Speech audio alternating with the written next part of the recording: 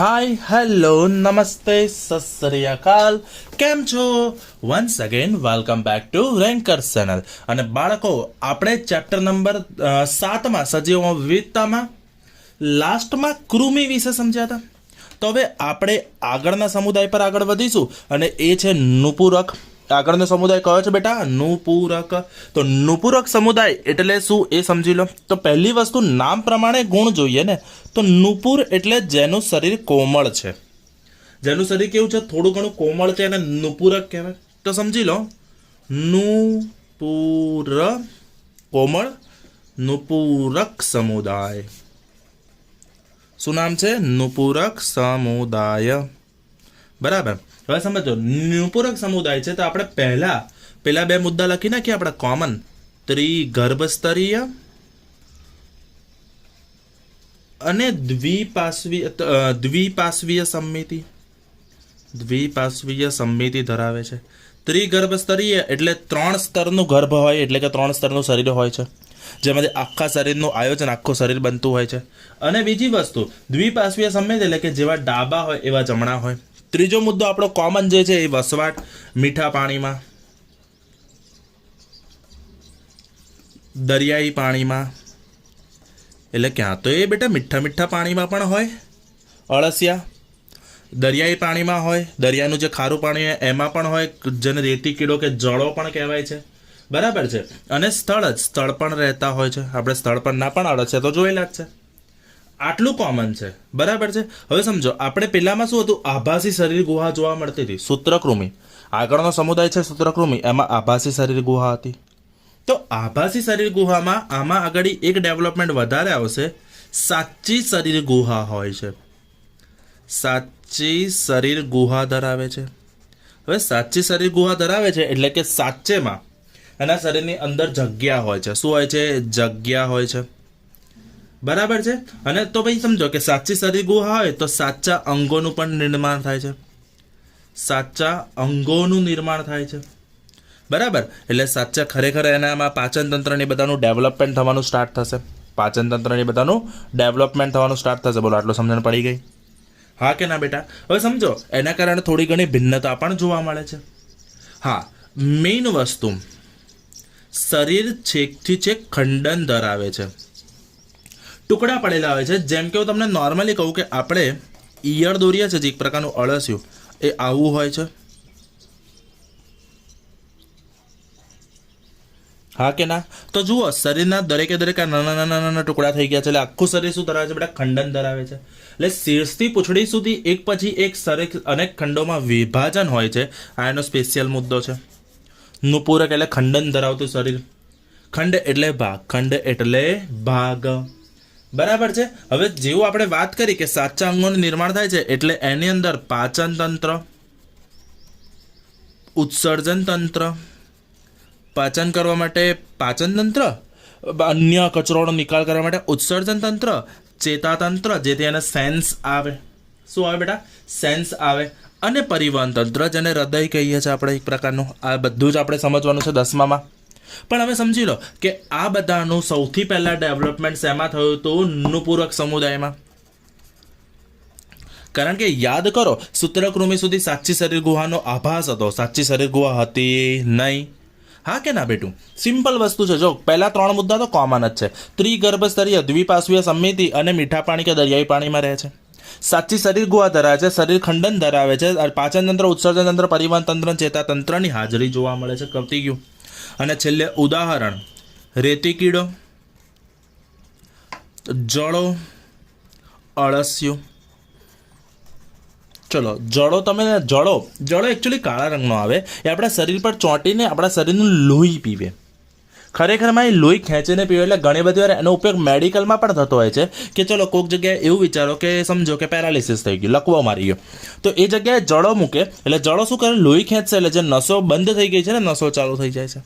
બરાબર છે। તો રેતી કીડો કે જળો તમારે જોવો હોય તો આવો હોય, જુઓ, લીચ નામ છે એનું। ઇંગ્લિશમાં એને લીચ કહેવાય, ગુજરાતીમાં એને રેતી કીડો કે જળો કહેવાતું હોય છે। આ રીતનું હોય છે, જુઓ। બરાબર છે। જ્યારે તમે આપણે અહીંયા ક્લાસ પર લેક્ચર ચાલુ કરીશું ત્યારે હું બધી વસ્તુ તમને બતાવીશ। તો જુઓ આ રીતનું શરીર હોય છે, સમજો। શરીર એનું આ રીતનું હોય છે, બરાબર છે, જેમાં તમને નાના નાના ખંડ પણ દેખાતા હશે, નાના નાના ભાગો પણ દેખાતા હશે, બરાબર. આટલું ખબર પડી કે નાના નાના શું દેખાતું હશે? ભાગ દેખાતા હશે. અને આપણે પાછળ એક્ઝેક્ટ ઊંધું ફેરવીને જોઈએ તો એના પાછળના ભાગમાં તમને ઓટોમેટિકલી શું આવશે? તો એના આખું તંત્ર દેખાશે. જુઓ આ રીતે છે, દેખાય છે. તો હવે એમાં સમજો કે એમાં આ રીતે તમને આખી લાઈનો દેખાશે. ઊભા રહો, લાઇટ કરું, વધારાની લાઇટ કરું, લાઇટ તમે જોઈ શકો છો. જુઓ દેખાય છે, શરીરના ખંડ એક એક ખંડ એકદમ ચોખ્ખા દેખાય છે, દેખાય, એક એક લાઈનો ચોખ્ખી દેખાય છે, બરાબર છે. બાકીના શરીરના અંગોનો ભાગ તમે 11માં બાયોલોજી લેશો ત્યારે આવશે કે શીર્ષ કોને કહીશું, પુચ્છ કોને કહીશું, ચૂસક કોને કહીશું, પણ આ રીતના ખંડિત શરીર ધરાવતું હોય છે. બોલો સમજણ પડી? હા કે ના? તો આ રેતી કીડો છે. આ શું છે બેટા? રેતી કીડો કે જળો કહીએ છીએ જેને આપણે, બરાબર છે. આ એક પ્રકારનો જળો છે. ચલો જુઓ, આવા રીતનું શરીર હોય એનું. બોલો સમજણ પડી ગઈ? હા કે ના? અને આ એકદમ સાચું સેમ્પલ છે. અને આ ફોર્માલ્ડિહાઇડ નામનું લિક્વિડ આવે એની અંદર ભરેલું છે. આ તૂટી જાય ને આ લિક્વિડ બહાર નીકળી જાય ને તો આ જીવતો થઈને તમારી પાછળ દોડે, આની આત્મા પાછી આવી જાય. એવું નથી હોતું બેટા. આ નીકળી જાય ને તો આ સુકાઈ જાય. સુકાઈ જાય એટલે સુકાઈ ના જાય ને એના માટે શું કર્યું હોય છે? તો એના માટે સ્પેશિયલ ફોર્માલ્ડિહાઇડ લિક્વિડ ભરતા હોઈએ છે. બોલો આ સમજણ પડી ગઈ? આ લીચ છે. એવી રીતે આ છે અળસિયું, જેને ઇંગ્લિશમાં અર્થવોર્મ કહેતા હોઈએ છે. જુઓ આ રીતનું હોય, જેમાં ગળાનો લાલ ભાગ તમને સ્પષ્ટ દેખાશે, બરાબર છે. જેને તમે ગાઈડમાં જુઓ જનન ધડકો કીધા છે, જનન ધડકો, બરાબર છે. ચલો ઉલટો ભાગ થયો. હા જુઓ, બરાબર છે. એ જનન ધડકો તમને કાફી સ્પષ્ટ દેખાતા હશે. જુઓ દેખાય, શરીરમાં ખંડ દેખાતા હશે. સહેજ હજી ઝૂમ કરીને જુઓ, દેખાય છે શરીરના ખંડનો એકદમ ચોખ્ખા. તો શરીર આ રીતે ખંડિત હોય છે, જોઈ લો, દેખાય છે. અને આ જે લાલ ભાગ છે એ જનન ધડકો છે. સમજણ પડી? 100%, બરાબર. તો આ જે તમારી સામે હતા અર્થવોર્મ અને લીચ, એટલે કે રેતી કીડો અને જળો, આ બંને શું છે? તો આ બંને ખરેખર છે નુપુરક સમુદાય. શું છે બેટા? નુપુરક સમુદાય. બોલો સમજણ પડી ગઈ? 100% પાક્કું આટલું આપણે ડન છે ને? ચલો તો હવે આપણે આગળના સમુદાય પર આગળ વધીશું, બરાબર. તો ફટાફટ નુપુરક સમુદાય એટલે શું? ત્રિગર્ભસ્તરીય દ્વિપાર્શ્વીય સંમિતિ મીઠા પાણીમાં રહેતા હોય, સાચી શરીર ગુહા ધરાવે છે, પાચન તંત્ર, ચેતાતંત્ર, પરિવહન તંત્ર અને ઉત્સર્જન તંત્રનો વિકાસ હોય છે. અને સ્પેશિયલ મુદ્દો ખંડન ધરાવે છે. રેતી કીડો, જળનો અળસિયું. 7 માર્ક. અરે 7 મુદ્દા એકદમ પાક્કા થઈ ગયા. એકદમ ઇઝી છે બેટા ચેપ્ટર તો હવે આગળના સમુદાય પર આગળ વધીશું. સંધિપાદ, બરાબર છે. સંધિપાદ સમુદાય, આ એનું ઉદાહરણ છે આપણી પાસે, હું તમને સમજાવીશ. પણ સંધિ એટલે સાંધા. સમજો બેટા, સંધિપાદ એટલે સાંધાવાળા ઉપાંગ ધરાવતા હોય એને કહેવાય સંધિપાદ સમૂહ. કરી દો બેટા ભયંકર મોસ્ટ આઈએમપી, અતિ ભયંકર મોસ્ટ આઈએમપી, સૌથી વધારે પૂછાતો સવાલ. સંધિપાદ સમૂહ વિશે ટૂંક નોંધ લખો. ચલો ધ્યાન આપો બેટા. 2 મુદ્દા કોમન. કયા? ત્રિગર્ભસ્તરીય અને દ્વિપાર્શ્વીય સંમિતિ ધરાવે છે. દ્વિપાર્શ્વીય સંમિતિ એટલે જેવું ડાબું હોય એવું જ જમણું હોય. હું તમને બતાવું. આ ઝીંગો છે. આ ઝીંગાને આપણે અહીંયા સેન્ટરથી લાઈન કરું છું. ચલો બરાબર. તો આ સેન્ટરથી તમે જુઓ, જેવો ડાબે છે એવો જમણે છે. દેખાય છે તમને? હા કે ના? ડાબી બાજુ પણ આંખ છે, જમણી બાજુ પણ આંખ છે. જેવું એનું ડાબી શરીર છે એવું જ એનું જમણી શરીર છે, એટલે આને દ્વિપાર્શ્વીય સંમિતિ કહેવાય. સમજી ગયા? આને શું કહેવાય બેટા? દ્વિપાર્શ્વીય સંમિતિ, બરાબર. ત્રિગર્ભસ્તરીય એનું શરીર 3 ગર્ભના સ્તરનું, એટલે કે એવું સમજી લો કે એના શરીરનો પૂરો વિકાસ થયેલો હોય છે. બોલો આટલું ડન થઈ ગયું. હા કે ના? હવે આગળ જુઓ કે એનું મેઇન જે ભાગ છે એ છે શરીર ખંડમય હોય છે. એટલે આવી રીતે ભાગ તો પડેલા જ હોય છે, સાથે સાથે મેઇન જે છે એ છે સાંધાવાળા ઉપાંગો ધરાવે છે.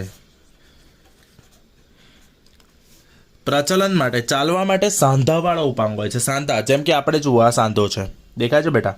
1 સાંધો, 2 સાંધા, 3 સાંધા, આ સાંધા, બરાબર. તો આ સાંધાવાળા ઉપાંગો થયા. આ શું થાય બેટા? સાંધાવાળા ઉપાંગો. તો એવી રીતે આ જે સમુદાય છે, આ સમુદાય પહેલા સમુદાય એવા હતા કે જેમના ઉપાંગો સાંધાવાળા હતા. જેમના ઉપાંગો કેવા હતા બેટા? સાંધાવાળા હતા. બરાબર છે. જેથી એ ચાલી શકે. જેમ કે ઝીંગા જે હોય છે,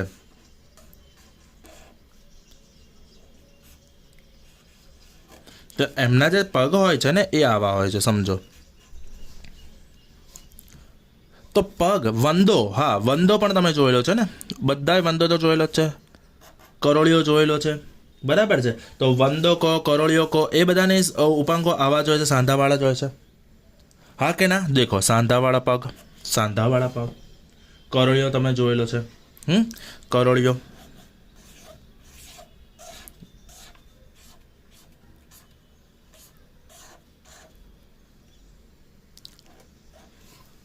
તો આ બધાનો ઉપાંગો બેટા સાંધાવાળા હોય છે, એટલે આને સંધિપાદ કહેવાય છે. બરાબર. અને આમાં એક બીજો સ્પેશિયલ મુદ્દો છે, ખુલ્લા પ્રકારનું પરિવહન તંત્ર છે.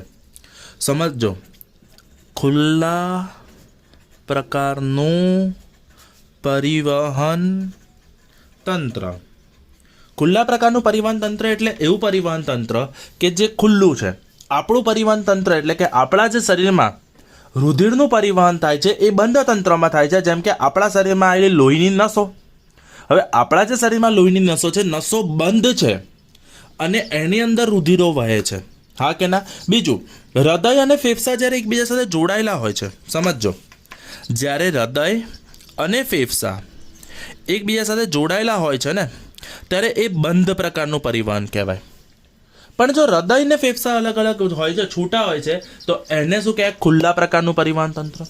એટલે એની શરીર ગુહા કેવી હોય છે? આખું રુધિરથી ભરેલી હોય છે. બરાબર. સમજો, આપણે નખ કાપીએ છીએ, શું લોહી નીકળે છે? ના. આપણે ઘણીવાર અહીંયા જ ઉપર વાગી ગયું, શું તરત લોહી નીકળે છે? ના. હા, અગર આ કપાઈ જશે તો લોહી નીકળશે, કારણ કે લોહીની નસ કપાઈ છે. પણ ચામડી ઉખડે કે કંઈ પણ થાય તો લોહી નથી નીકળતું, કારણ કે આપણું શરીર એ આખું લોહીનું નથી ભરેલું.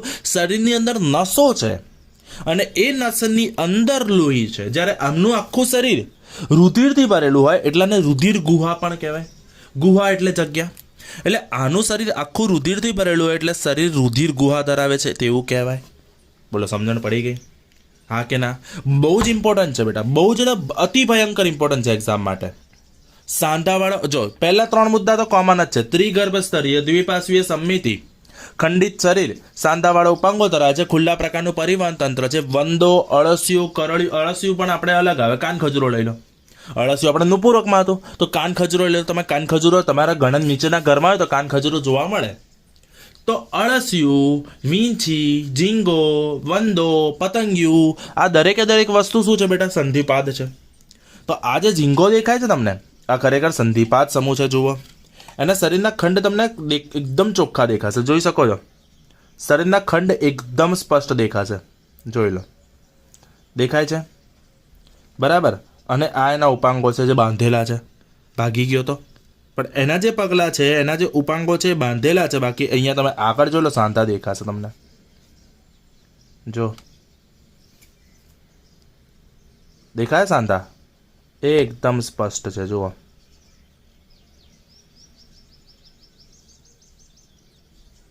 જોઈ શકો છો? હા, બસ આગળનો ભાગ દેખાય છે ને, બસ આ ભાગ સાંધા છે, જોઈ લો. દેખાય? એટલે આને સંધિપાદ સમુદાય કહેવાય. ઝીંગો, પ્રોન, ઇંગ્લિશમાં જેને પ્રોન કહેવાય. બરાબર છે. તો આ થઈ ગયો આજના લેક્ચરનો વિડીયો. આટલો જ વિડીયો. રોજ 2 સમુદાય કરીશું, ભલે ધીમા ધીમા પણ મોઢે કરી નાખવાના છે. હોમવર્કમાં 2 વખત 49 ને 50 નંબરનો સવાલ, 49 ને 50 નંબરનો સવાલ હોમવર્કમાં 2 વખત કરવાનો. બરાબર. તો આજના લેક્ચરમાં આટલું જ રાખો છો. Done. Thank you. That's it from my side. Bye bye. You're a superhero.